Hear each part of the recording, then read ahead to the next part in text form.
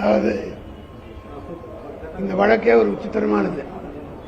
காரணம் என்னவென்று கேட்டால், பல ஆண்டுகளுக்கு முன்பாக ஒரு பேங்க் கடன் வாங்கியது சம்பந்தமாக சிபிஐ விசாரணை நடைபெற்று அந்த சிபிஐ என்கொயரி வழக்கு விசாரணையில் இருக்கிற போதே இடி ரைடு செய்து சில டாக்குமெண்ட்டை எடுத்ததாக அவர் சொன்னதன் அடிப்படையில் அதற்கு பின்னால் நேரு அவர்கள் அந்த சிபிஐ தொடுத்த வழக்கை சேலஞ்ச் பண்ணி ஹைகோர்ட்டில் குவாஷ் பண்ண பெட்டிஷன் போட்டிருந்தார். அந்த வழக்கு அதான் மெயின் வழக்கு. அந்த வழக்கே has been quash by the high court. அப்படி குவாஷ் ஆகிற நேரத்தில் சிபிஐ போட்ட கேஸும் குவாஷ் ஆகி போச்சு. இடி கிட்ட ஏதாவது மெட்டீரியல் எவிடன்ஸ் இருந்தால் அவங்களே எடுத்திருப்பாங்க. ஆனால் இடி என்ன சொல்லுச்சுன்னா, கவர்மெண்ட்டுக்கு, தமிழ்நாடு அரசுக்கு உரிய நடவடிக்கை எடுக்க சொல்லி அனுப்பி வச்சாங்க. தமிழக முதலமைச்சர் இந்த வழக்கு திராவிட முன்னேற்ற கழகத்தினுடைய மூத்த தலைவர், முதன்மை செயலாளர் என்று கூட பார்க்காமல் உடனடியாக பிரிலிமினரி என்கொயரி கூட இல்லை, டீட்டெயில் என்கொயரிக்கு ஆர்டர் பண்ணி டிவிஎஸ்சி டீட்டெயில் என்கொயரி இப்பொழுது நடத்தி கொண்டிருக்கிறது. இது இந்த மாதிரி விடு இருக்கிற நேரத்தில் தான் அதிமுகவை சேர்ந்த எம்பி இன்பதுரை, அவர் மேல இருந்த கேஸே ஒன்றும் முடிவு வராமல் இருக்கு. அவர் எம்எல்ஏ ஜெயிச்சார் இல்ல, அந்த தேர்தல் முடிவே இன்னும் வராமல் இருக்கிறது. அவர் ஒரு வழக்கு போட்டிருக்கிறார் பப்ளிக் இன்ட்ரெஸ்ட் லிட்டிகேஷன்ல. அந்த வழக்கை விசாரித்த நீதிமன்றம் ஏற்கனவே அரசாங்கம் இந்த விசாரணையை நடத்தி கொண்டிருக்கிற காரணத்தினால் ஒரு எஃப்ஐஆர் போட வேண்டும் என்று சொல்லியிருக்கிறார். ஆக இதில் ஒன்றும் பெரிய இது எஃப்ஐஆர் ரிஜிஸ்டர் பண்ணணும்னு சொல்லியிருக்காங்க. எஃப்ஐஆர் ரிஜிஸ்டர் பண்ணி பிரிலிமினரி டீட்டெயில் என்கொயரி நடந்து கொண்டிருக்கிறது. டிவிஎஸ்சி விசாரித்து உரிய நடவடிக்கை எடுக்கும். திராவிட முன்னேற்ற கழகத்தை பொறுத்த மட்டும் இது போன்ற பல, அது குறிப்பாக நேரு அவர்கள் மீது ஜெயலலிதா பல வழக்குகளை போட்டு அத்தனை வழக்குகளையும் வென்று காட்டியவர் தான் என்னுடைய முதன்மை செயலாளர் கே நேரு அவர்கள். இப்பொழுது இந்த எஃப்ஐஆர் ரிஜிஸ்ட்ரேஷன் போட்டிருக்கிறார்கள். சட்ட ரீதியாக இதை சந்தித்து அதை தவிடுபடியாக்குவதற்கு திமுக சட்டத்துறை தயாராக இருக்கிறது என்பதை தெரிவிக்கிறேன்.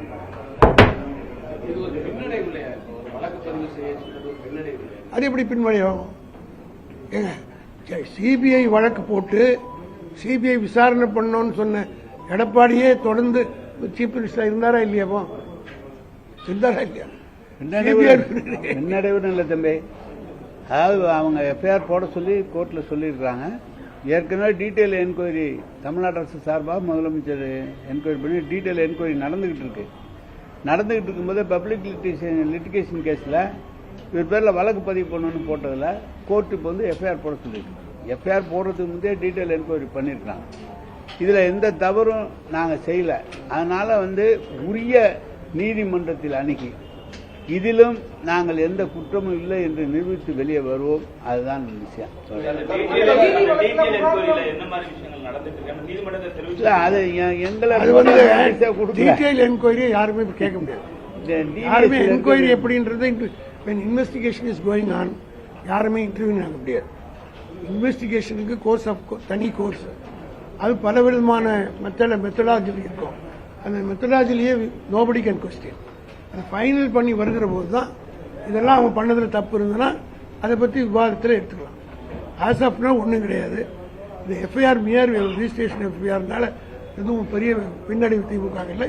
ஏற்கனவே இது குறித்து பிரச்சனை வந்து நேரு குறிப்பிட்டதை போல detail enquiry is going on.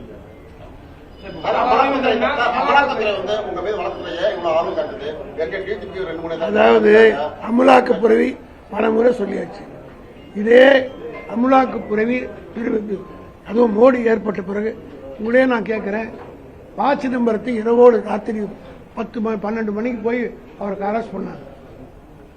100 நாள் உள்ள வச்சாங்க. இதுவரையில் அந்த வழக்கில் ஏதாவது டெவலப்மெண்ட் இருக்கா? டு ஹாரஸ் பப்ளிக் மத்தியில் ஒரு இமேஜை கெடுப்பதற்கு இப்ப தேர்தல் நேரம் இந்த தேர்தலில் தளபதி மு.க. ஸ்டாலினுடைய செல்வாக்கு நாளுக்கு நாள் உயர்ந்து கொண்டே போகுது. திமுகவுக்கு கூடுதலாக வந்துகிட்டே இருக்கு. நான் ஒரே கேள்வி கேட்கிறேன், இதே இடி தானே நம்ம ப. சிதம்பரத்தை அரெஸ்ட் பண்ணி 100 நாள் உள்ள வச்சாங்களா இல்லையா? அதுக்கு பிறகு what is the development? 3 years ஆயிடுச்சு. அதே போல சிபிஐக்கு 570 கோடி ரூபாய் 2016ஆம் ஆண்டு நடு ரோட்ல 570 கோடி கண்டெய்னர் லாரியில் பிடிச்சி திராவிட முன்னேற்ற கழகத்தில் வழக்கு போட்டு சுப்ரீம் சிபிஐ என்கொயரி ஆகி எத்தனை 16ல இது எத்தனை வருஷம்? 10 வருஷம் ஆகிப்போச்சு. 10 வருஷம் வரல இன்னும் சிபிஐ எஃப்ஐஆர் கூட போல என்கொயரி பண்ணல. இந்த மைண்ட் ஆஃப் தி பப்ளிக் இந்த நேரத்தில் ஒரு இமேஜை ஸ்பாயில் பண்ணணும்னு பார்க்குறாங்க. 1000 வழக்குகள் போட்டாங்க. இதை விட கடுமையான வழக்குகள்லாம் எங்கள் மீது போட்டு நாங்கள் தாண்டி வெற்றி பெற்று வெற்றி தொடி நாட்டிட்டு வந்திருக்கிறோம். கட்சி தான் திமுக. ஆகையினால் இந்த வழக்கு போட்டவர்கள் வெட்கி தலகுனிகிற அளவுக்கு சட்ட ரீதியாக இதை அணியை வெற்றி பெற்று காட்டுவோம்.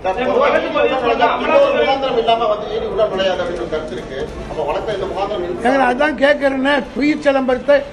சிதம்பரத்தை அரெஸ்ட் பண்ணி 100 நாள் உள்ள வச்சாங்க. What is the state of the state now till date? உங்களுக்கு யாருக்கா தெரியுமா? பிரஸ்காரங்களுக்கு சும்மா அன்னைக்கு போட்டு 100 நாள் உள்ள வச்சோன்னு சொன்னாங்களே, இமேஜ் ஸ்பாயில் பண்ணாங்களே தவிர அதுக்கு பிறகு என்ன நடவடிக்கை எடுத்திருக்காங்க? ஆக அது மட்டும் இல்லை, அவங்க போட்ட வழக்கில் எத்தனை நிரூபிச்சிருக்கிறாங்க? Not even 1% of the case has been proved. ஆக தேர்தல் நேரத்தில் கட்சியினுடைய முதன்மை அவர் மட்டும் இல்லை, 41 தொகுதிக்கு பொறுப்பாளராக தலைவரால் நியமிக்கப்பட்டவர் தான் கே.என். நேரு. 41 தொகுதியிலும் மிகப்பெரிய வெற்றியை பெறக்கூடிய அளவுக்கு ஒரு களத்தை சரிப்படுத்தி வச்சிருக்கிறார் என்ற பொறாமையில் வயிற்றெரிச்சலில் பாஜக அரசு டெல்லியிலே உட்கார்ந்து கொண்டிருப்பவர்கள் இங்கே இருக்கிற எடப்பாடியுடைய பேச்சு கேட்டுக்கொண்டு செயல்படுகிறார்கள். நிச்சயமாக தேர்தலில் மிகப்பெரிய அடி அவர்களுக்கு விழப்போகிறது. அதுக்கு பிறகு சட்ட ரீதியாக இந்த நேருவை பொறுத்த மட்டும் பல வழக்குகளை சந்தித்து சட்ட ரீதியாக வெற்றி கொடி நாட்டி வந்திருக்கிறார். இது ஒன்றும் இல்லை. ஆப்டரால் எஃப்ஐஆர் இது சொல்லி எஃப்ஐஆர் எந்த சோதனை வந்தாலும் அவர் ஏற்கனவே பல முறை ஜெயிலுக்கு போயிட்டு வருகிறார்.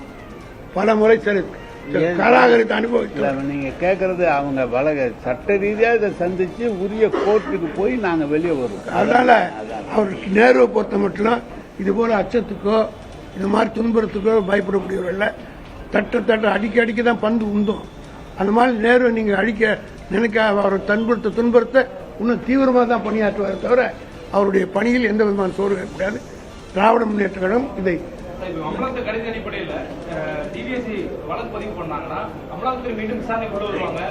அதெல்லாம் சட்ட ரீதியாக சந்திப்பதற்கு நாங்கள் சொத்து குவிப்பு வழக்கு ஜெயலலிதா சொத்து குவிப்பு வழக்கை எப்படி பேரரசு அன்பழகன் வழக்கு இருந்தாரோ அந்த அடிப்படையில் தான் நானும் களத்தில் 19 வருஷத்துக்கு பிறகுதான் அவர் உள்ள போனார். ஜெயலலிதா 19 வருஷம் தான் உள்ள போனார். இந்த வழக்கு வேற அந்த வழக்கு வேற.